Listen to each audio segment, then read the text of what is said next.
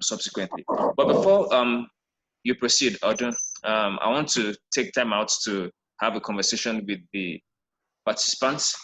So to our participants, just take note of this. Take note of the hashtag for the conversation for today. That's Odun's handle on Twitter. I want to encourage you to follow her on Twitter, as well as also make quotations and also tweet based on what she'll be sharing. I want the conversation to go on, and kindly use the hashtag like you can see on the screen. The hashtag women entrepreneurship, hashtag future of work, as well as EduStartLearn. You can also follow me on Twitter as well and on IG.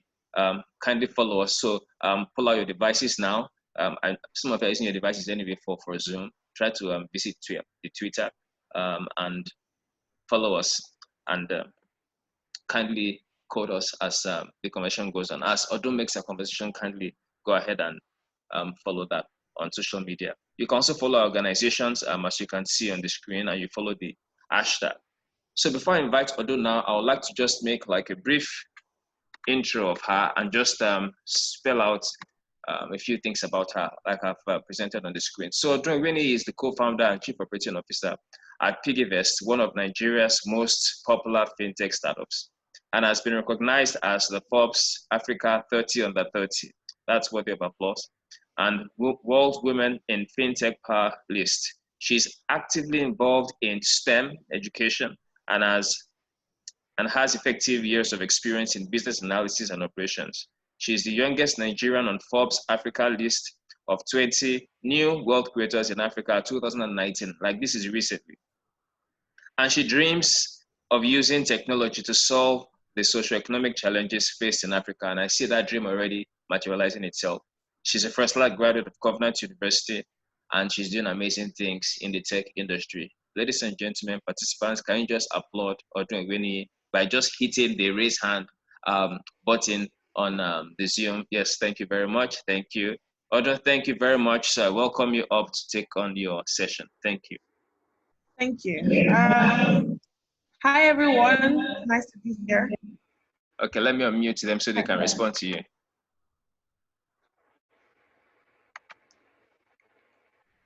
Cool. So today I'm supposed to be speaking on women entrepreneurship and the future of work. But I suppose I can't really start without letting you know that, like, there isn't really anything like women entrepreneurship, right? It's just entrepreneurship. And the reason why we've had to make the distinction between normal entrepreneurship and female entrepreneurship is because women have been so excluded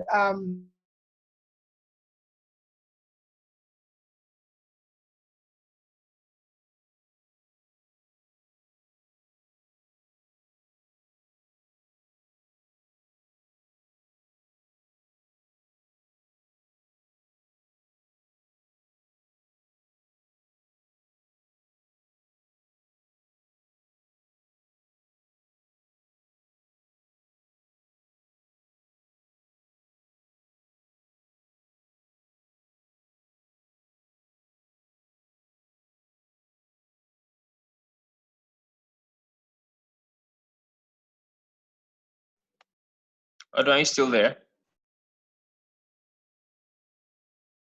Okay, I think we just lost Odun there. She'll soon be back. Let's be patient a while for her.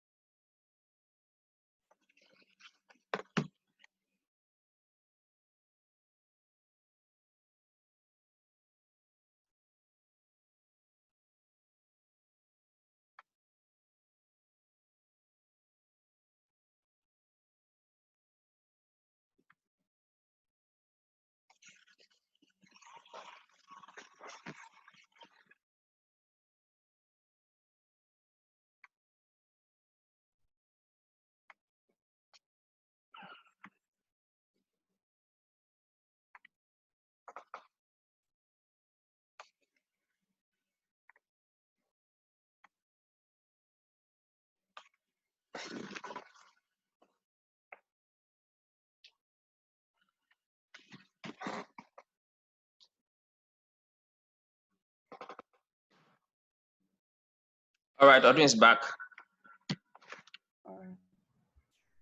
Oh my, sorry guys, my internet just kind of went off by itself. I apologize. Okay, so can I continue, Stephen? Yes, please. Okay, so yeah, I've been working in business and entrepreneurship, especially in tech, for the past 6-7 years. So everything I'm going to be teaching is really like my experiences that I've managed to gather over the past 6-7 years. Now, this is gender neutral, but clearly I am mostly turning all of my attention to the women who are in the audience today. But I think anyone can apply it as far as like they're interested in business and tech. So it's very interesting stats around women in business. Only 1.3% of businesses that have ever raised money have a female founder. And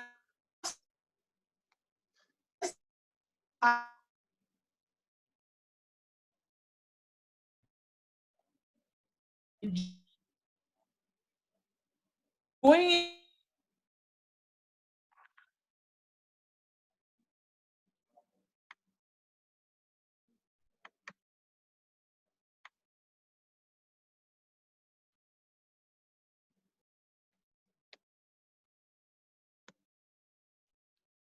I think Odun is having some slight challenges with our internet. Can you see why all of us entrepreneurs should solve this problem?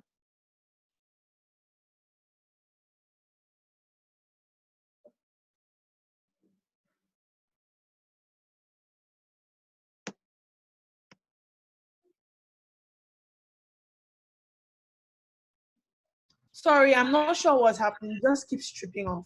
I hope Okay. this stays this time. It's possibly the Right. internet. I'm going to go straight into the tips so that I don't get interrupted again.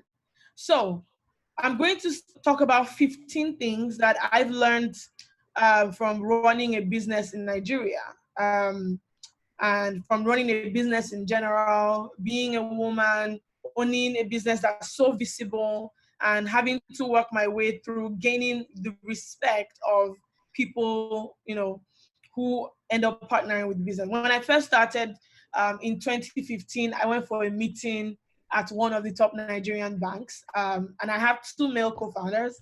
And when we entered, I noticed that they didn't greet me. So I was like, maybe they just like didn't have enough time. But as the meeting progressed, it turned out that the reason why they didn't greet me was because they thought I was there to take notes. They thought I was the secretary um, for the meeting. And so when it turned out that like they were asking questions that only I could answer, it became very embarrassing for them. I didn't get an apology, but obviously it became obvious that you can't just discount people in a meeting just because they're women. And that's kind of how the world is structured today. It's not a cliche that as a woman you have to work twice as hard. You have to work twice as hard to like get just half as much respect. So no, I don't have slides, so I hope people are able to take notes. I typically don't work in slides, I just write them down. So the first tip, as a woman in business, you need to know where to focus your energy and your time, right? So you need to know what to prioritize. You need to know when to fight and when to back down. You need to know how to pick your fights, right? There's a lot of things that are stacked against you. The world is going to see you as less because of your gender. They're going to think you're not smart enough. At some point, when I was in 100 level in Covenant, on the first day, I studied computer engineering. On the first day, I was sitting beside a guy, and then he asked me, "What are you studying?" And I'm like, "Engineering." And you know what he said? He said, "Why are you studying engineering? Isn't that a five-year course? That you should be studying something like computer science or economics so that you can finish fast." So you see, I graduated top of computer engineering. I was the best graduate to study computer engineering. He didn't graduate at all. But that day, I didn't fight him. I didn't even reply, right? So you pick your fight, you pick your battle. Some things are not worth fighting, right? So you need to be focused on the task you have at hand and don't allow external thoughts or distractions get in your way, right? You can accomplish more and accomplish better by focusing your energy on what you need to progress. Strictly what you need to progress. Now, sometimes you need to fight, and I will get into that more, but a lot of the times you just need to like keep your head down and keep moving, because eventually they will respect you. So that was my first tip. Know where to focus your energy and your time. The second thing, learn how to hold yourself accountable. See, one big difference between women and men is that we do enough self-blaming, right? So there is a difference between accountability and blaming yourself for everything. A huge difference. So when you own a business, it means that you need to be able to set goals, track, and monitor them. Manage your expectations. You know, when you achieve things, sing your own praises. Know when you need to reevaluate like your strategy, but never ever blame yourself for things that you cannot control. There is no need for you to take responsibility for anything, but when you are responsible, you need to hold yourself accountable for it. Every aspect of personal accountability and being honest with yourself will empower you as a woman to become more successful in business. Believe in yourself, believe for yourself, and then continue to refine that strategy, right? You're not going to achieve anything by not telling yourself the truth.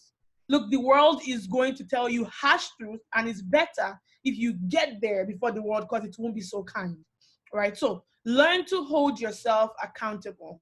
Number 3, never ever fear asking for help, right? So, you know, like one of the like downsides to women being so marginalized in tech and entrepreneurship is that you tend to you develop this like chip on your shoulder. You want to do it all on your own, but there's no one who can do it on their own. I always say that to people that I'm where I am today because of like so many people. It takes a village, and for me, it did take a village.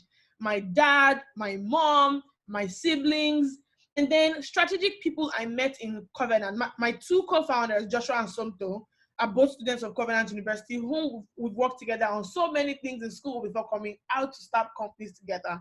And then people we met along the way are people who've helped us. Never be afraid of asking for help. Whenever you're faced with a task that you don't know how to do, there are not enough hours or enough time. There's not enough time in the day for you to not ask for help. You can't do it all on your own. By asking for help, you are not revealing a weakness. You are revealing a strength. You know, and if you don't ask for help, you find out that you are utilizing time and efforts that could have been better focused. So ask for help. It always turns out to be a net positive, right? Never be afraid of asking for help. Number 4, don't be afraid to fail. This is a very interesting one. As a CU student, like one of the things I realized was that we had so much from EDS that I actually developed like a chronic fear of failure. So much was that like urge to please. And, you know, failure is scary, but failure is not the worst thing in the world, right? When we started Push CV in 2014, after starting Push CV, we started a company called 500 Dishes. It failed. We started a company called 99 Staff. It failed. We started a company called Household. It failed. We started a company called Front Desk. It no longer exists. So I've had so many failures, right? And you can't be afraid of that. It's just a part of life. Failure is a part of life. By fearing failure, you don't leap into entrepreneurship. And this is doubly true for women, because you think you don't want to do it if you can, so you don't do it at all. But you only miss 100% of the shots you don't take. So don't be afraid of failure. Famous entrepreneurs like Coco Chanel, Ruth Handler, Oprah Winfrey, Sarah Blakely, and many others they didn't allow failure to hold them back, right? Fear is natural, but overcoming fear is the most powerful thing. Failure is a natural part of life, and it should be viewed as a jump-off point to what would be your success, right? Failure is not the end of the world. It doesn't stop anything. After 4 failed businesses, we started PiggyVest. PiggyVest is 4 years old today, and PiggyVest now has over 1 million users who are actively using it. We're still working on it, and we embrace the failures. We embrace them. We use them as jump-off points to learn. We use them as jump-off points to refine our strategy. It took us from 2014, no, from 2013 to 2017 to understand the value and just like the direction that PiggyVest was going. 4 years with 4 major failures and so many minor ones. So you need to be able to work with it, use it to fuel your success. So don't be afraid to fail. Number 5, always be committed. So always being committed, this one doesn't really need an explanation. Is one of the things that we've been taught before. Staying committed allows you as a female entrepreneur to stay focused and determined. You don't need, so being committed has an element of being self-aware. I mean, when I was younger, my dad used to tell me, Odun Eweniyi, aim very high, work very hard, care very deeply. That last part, care very deeply, that's commitment, right? So when you aim very high and you're working very hard, you need to care very deeply. If you don't care very deeply, the work that you're doing, you can easily get distracted from it. But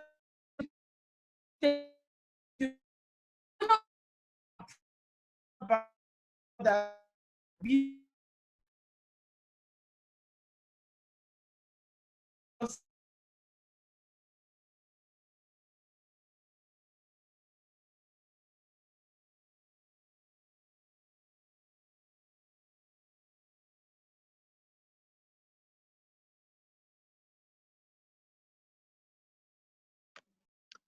Hello, Odun, are you still there? All right, to attend this, let's give her some time. I guess that's the internet connection somewhere there. Right. Sorry, I went off again. I'm back again. Okay. So always be committed, right? Don't let anyone distract from the vision that the vision and the aim that you're trying to achieve. Don't let anyone take away from the goal. You don't need external validation or external approval to be able to do anything in your business. Just go for it because you care about the end goal. Number 6, understand that you have to believe in yourself before anyone will. This is very important. Like a lot of women out here, we all are like incredible victims of imposter syndrome. As women, you've been told so many times that you don't belong here that you start to believe it. But that's not true, right? I'm in tech today, arguably one of the most visible women in Nigerian technology today.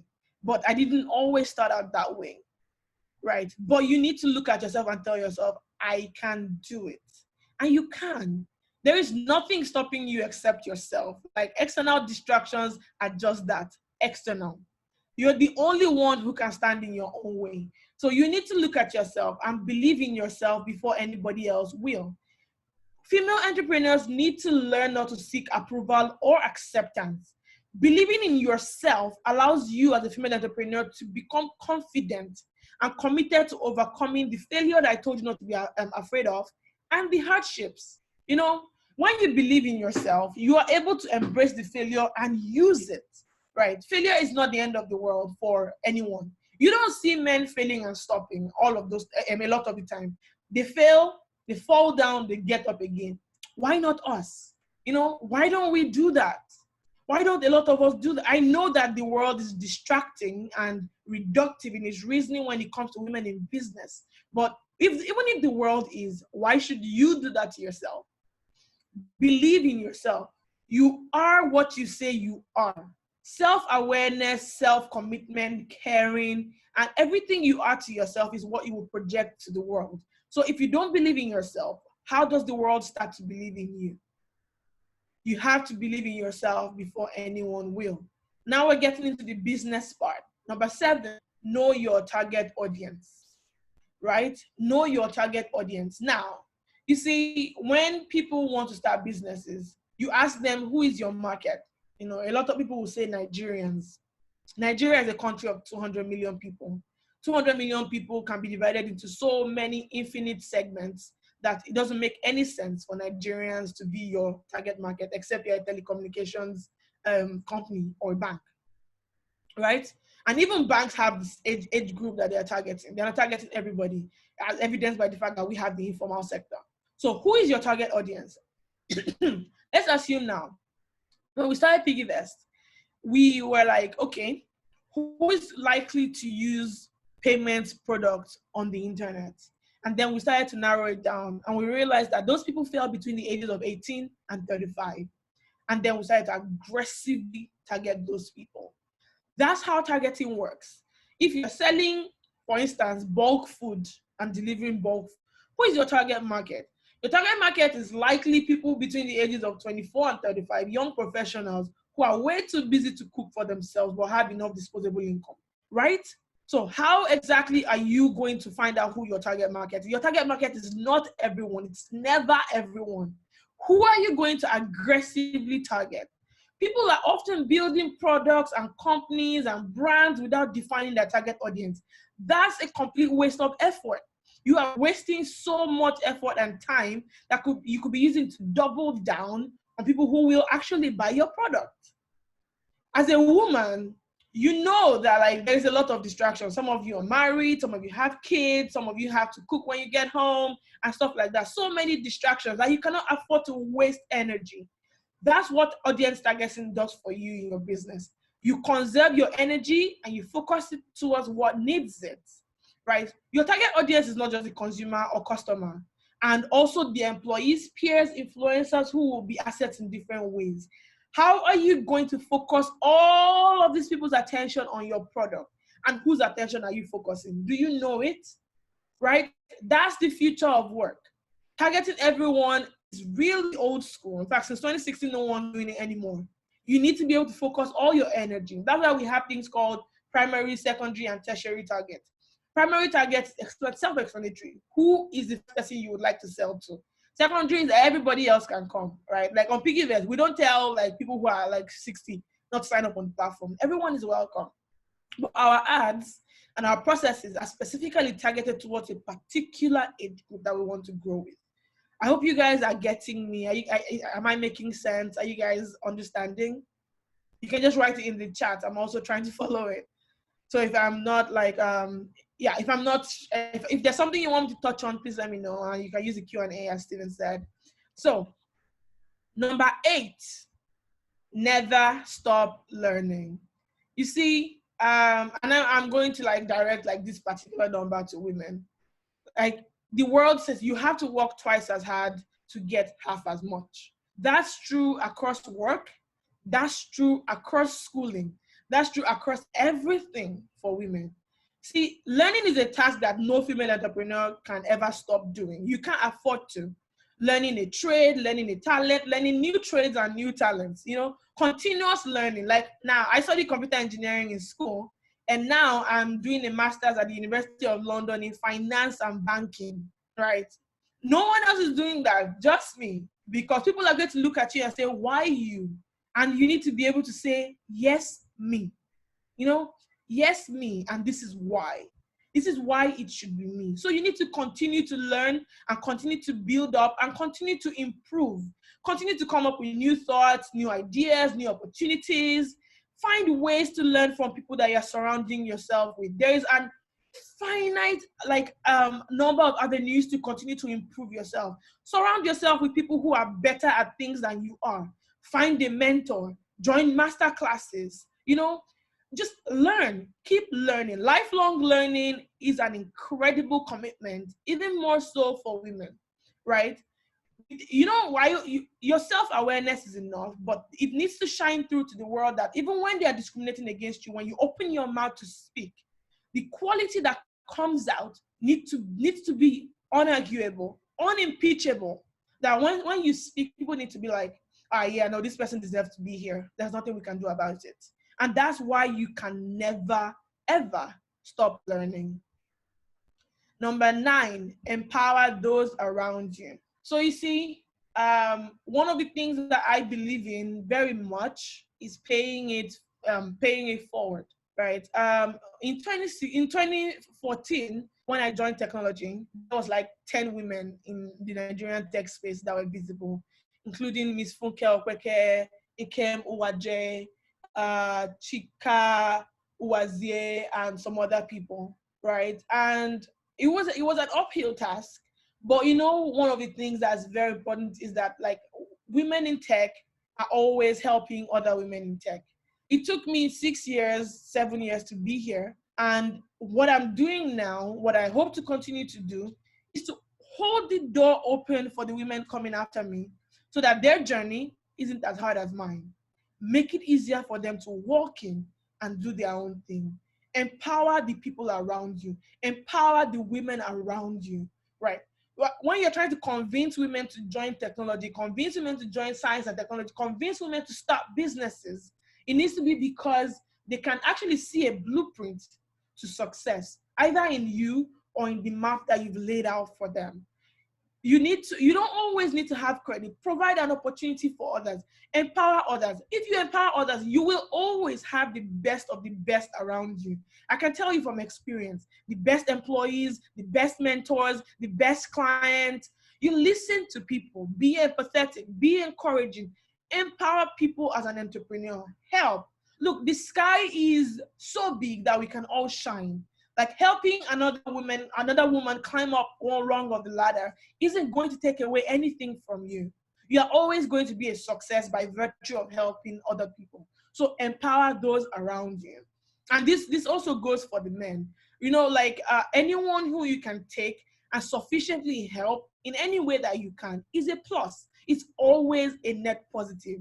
Can people say, oh my, when someone says your name, can people say, oh my God, this person is so helpful. This person is always so eager to introduce. It can just be an email, an introductory email. That's all it needs to be, right? So always empower people around you. Number 10, don't forget to develop your personal brand, right?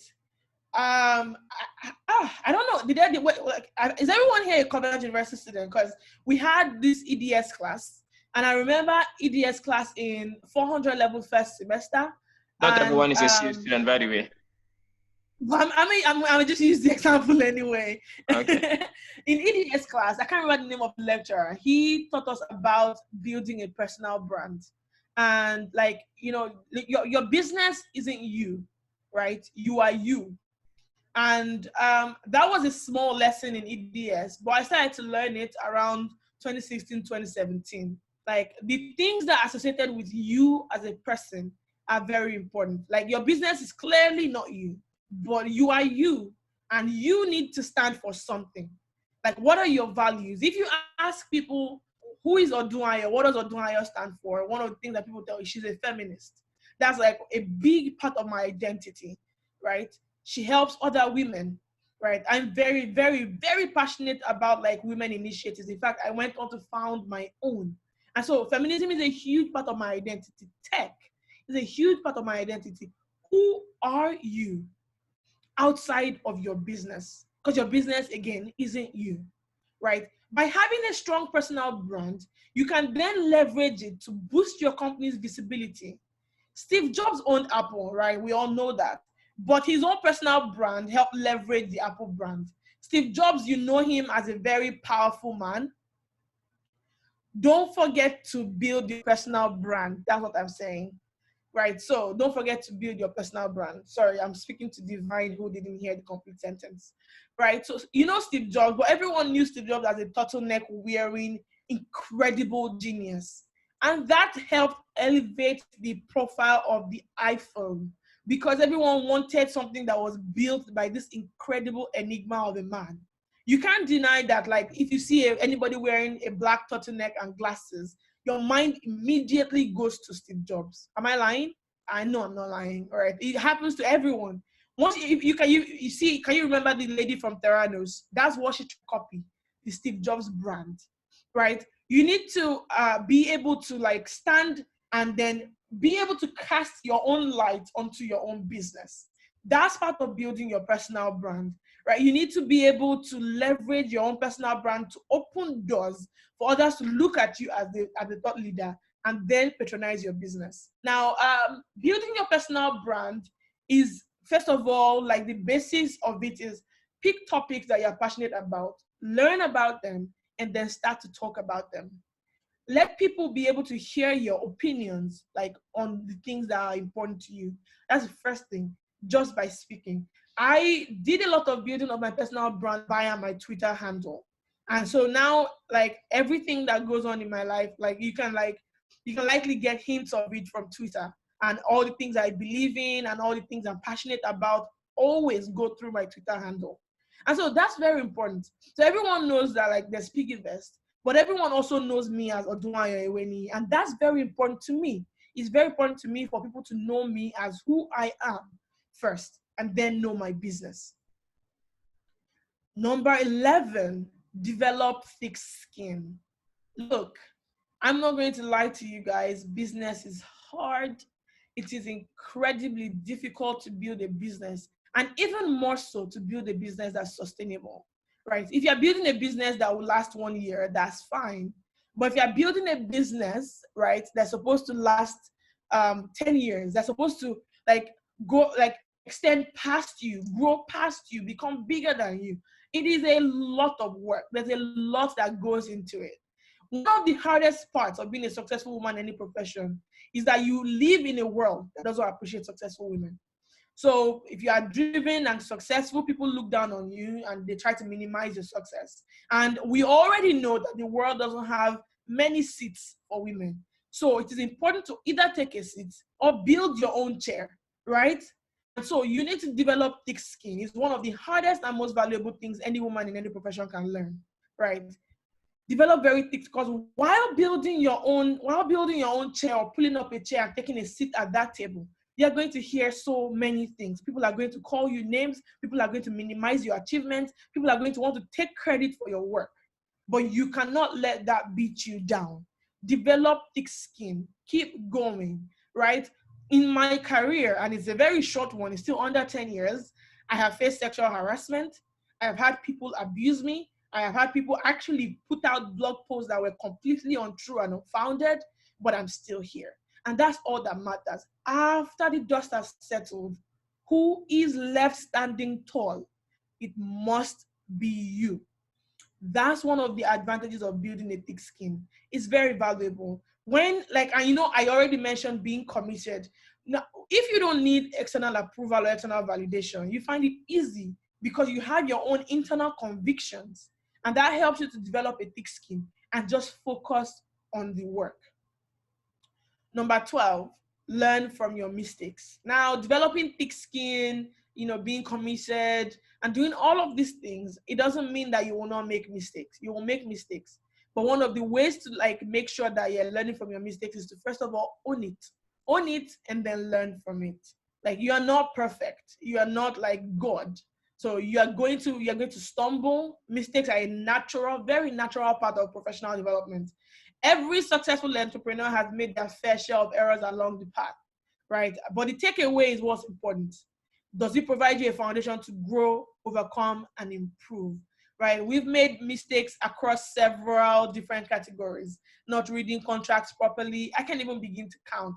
Hiring too fast. One of the, like, most interesting stories about Push Seeding is when we raised our seed fund of $200,000 and then hired so fast and we were not making any money. And at the end of 1 year, we ran out of money and we had to fire a lot of our staff. That's one of the biggest mistakes, biggest gaps of my career. And I'm still learning from it today. So, you know, you use your mistakes as a foundation to grow. Use your mistakes as a foundation to grow, to improve, and to overcome. Number 13, learn from your mistakes. But number 13 is learn to take responsibility too. This ties into the accountability that we spoke about earlier. Mistakes come with a price to pay, whether it's life-changing or small, it doesn't matter. But you must accept responsibility. Accepting responsibility, what it does for you is it helps you keep yourself grounded and committed to growing and developing. Now, while people tend to pile on a woman more for making a mistake, like when our petroleum minister embezzled, and the sentiment was that she would keep women from ascending to that position. But we have many men in Nigeria that keep stealing. No one says it to keep men from doing anything. That's not the point, though. The point is that women need to not fear being imperfect in the business world because no one is perfect. But take responsibility, hold yourself accountable, learn, grow, overcome, and improve, right? And always understand that you will pay a price. When I make mistakes, and when I made mistakes in my career, they came with pretty heavy prices, and I had to pay it.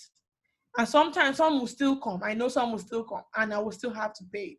You cannot really avoid like the punishment for your mistakes.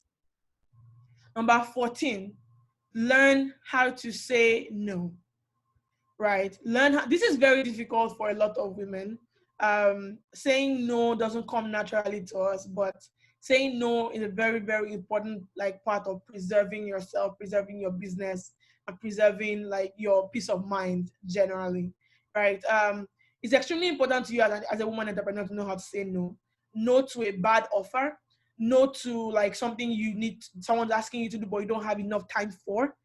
Even if you appear rude, protect yourself. Say no. You can't do everything and have a chance to grow and develop your business.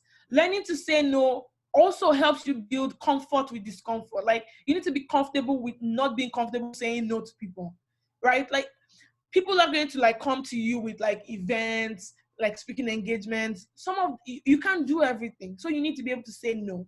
Someone wants to invest in your business, you respect the person, but the offer is bad. You say what? You say no. Interviews, you say no. Decisions that are not in your favor, say no. No is a complete and like all-encompassing sentence. Be able to say it. Learning to say no allows you to become comfortable with discomfort. And when you tolerate the pain of saying no and not eliminate it, you grow as a business person. You can't take every opportunity. In fact, sometimes you have to say no some good opportunities just because you don't have the bandwidth. And that's fine. So you need to understand the power of the word no. Right? Everyone extols the power of yes, but people always forget to tell you that sometimes saying no is completely okay. And finally, number 15 is that you need to be able to make lemonade out of lemons, right? Like, you need to always be able to deal with whatever is thrown your way. That's what that means, right? I don't know, we're all familiar with the Facebook COO, Sheryl Sandberg, and when she lost her husband and people were trying to comfort her, she was like that she wanted her husband back and all of that. And what the person told her was, option A is not available, right? Your husband is dead. So why not kick the shit out of option B, right? So if plan A is not available, take full and complete advantage of plan B, right? The thing you wanted is not always going to be the thing you get. So what will you do about it? What will you do with it? See, my dad is a university professor, right? And I would go to my dad with problems. Sorry, was a university professor. And I'll go to my dad with problems, and he'll say, I'll explain all the problems to him and why this is hard for me. And my dad would just look at me and smile and say, so what are you going to do about it? That's the question you need to ask yourself. What are you going to do about it? Say you're expecting a payment of 1 million naira and it doesn't come. What are you going to do about it? How are you going to handle the hand that you've now been? Now that the money is not here, are you going to let your business die? No. You're going to have to do the best that you can with the option that you have. Right? In business, in life, in everything, the opportunities and options that you have are never always going to be the one that you want. You will always hope and wish that things are different. But whatever cards you are dealt, it's important to kick the shit out of them. It's very important not to let yourself be saddened or let yourself be overwhelmed by not getting what you want. What are you going to do with what you have? And that's all I have for you guys today. I hope you've learned something, and I'm open to your questions. Thank you very much, Odun. That's really amazing. Can we just applaud Odun by the raising on of our hands? Use the button, raise hand, just to applaud Odun for what he has done. Wow, you got to 15, 16. Well done, Odun. Thank you very much. You've done really amazing. Thank you for what you shared. Thank you for good things you've done. Thank you for the work you're doing. I have a couple of questions for you.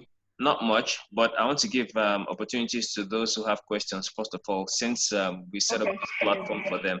So let me start this way. So for anyone who has a question for Odun, questions for Odun, please use the Q&A button and input your question there. so that we can manage that effectively. So I think we can go to the Q&A session now. Can you click the Q&A button so that we can just go through together? All right, actually, there's 5 questions right now. Yes. Okay, so, awesome. The first question here is, how do I handle colleagues and friends that want to take my work or contract because they are closer to the client? So this is very difficult because in Nigeria, a lot of the time, connections and in business is usually supersedes qualification. But in my opinion, the best way to handle it is by showing what you can do. Right? Now, first of all, you handle it in twofold: the client, right? You need to prove to the client why you are the best for the work or for the contract. And then that will hopefully get you the job. But sometimes it doesn't. Sometimes it's not enough. But I always tell people, when your best is not enough, it's so that you can be able to say, you've tried, right? I have tried. Sometimes it doesn't work out. Your qualifications alone cannot get you the job. But on the other hand, if you're not getting the job, it's due to a colleague and friend that is taking the contract. You need to reevaluate having those people as friends and around you. I always tell, I'm never afraid to cut people off, especially when it is warranted and justified. So that's very important. If you do lose a contract because your friend tries to be underhanded, then you need to handle it in the way that's best for you. Like, this is a very personal thing, and I think that you will need to think around, do I still want this person around me? And is this person still the kind of person who will not cut me off again in the future? Right? I hope that helps.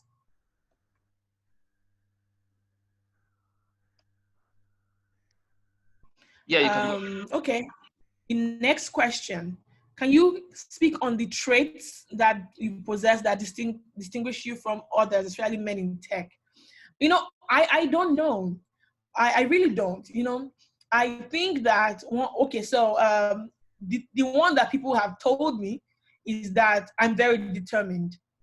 Like, it's something called grit, and someone on Tech About was expatiating upon it. But I think that's largely, it comes from, again, my upbringing. My parents didn't allow us to give up, and so I don't know how to give up, right? Even if I don't know it, I continue to try, I continue to hack at it until I figure it out. So that's one key distinguishing trait. Another thing, I don't know if this distinguishes me from men in tech or I just have it, is I'm never afraid to speak my mind. And that got me into a lot of trouble in Covenant. But outside of Covenant, it's actually pretty helpful. You know, people, and you can't take advantage of me because I'm never afraid to speak my mind. Yeah. Can I recap point number 11? Sure, of course. Point number 11 is developing thick skin. Developing thick skin is essentially telling you to be able to take all the negativity that people will throw at you, right? The world is not going to be all rosy for you. It's not going to be all positive. There'll be people who try to take things from you, like that first question. There are people who try to tell lies. There are people who just take advantage. But in general, you need to be able to take it, use it, and continue working. Okay, this next question, building personal brand. How do you connect with the issue of building enduring businesses, especially in Africa, where the issue of succession is a great challenge, as most African businesses fizzle out when the founder leaves? Okay, so building your personal brand isn't the same thing as building the business around you. No.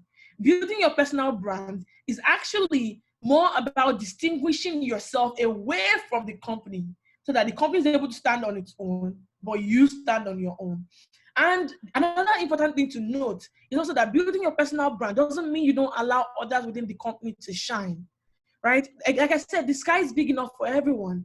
If there's a person who's great in your company, you allow them shine, let them go out, let them represent. That way, people can actually see that you are actually able to allow other people into the spotlight. And the last part is that people actually have to be very deliberate about succession planning.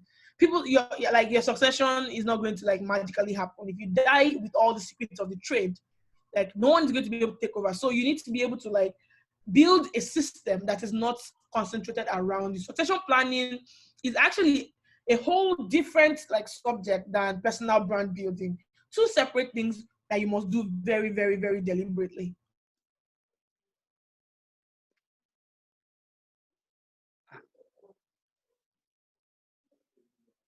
Hey, this doesn't go. Jesus.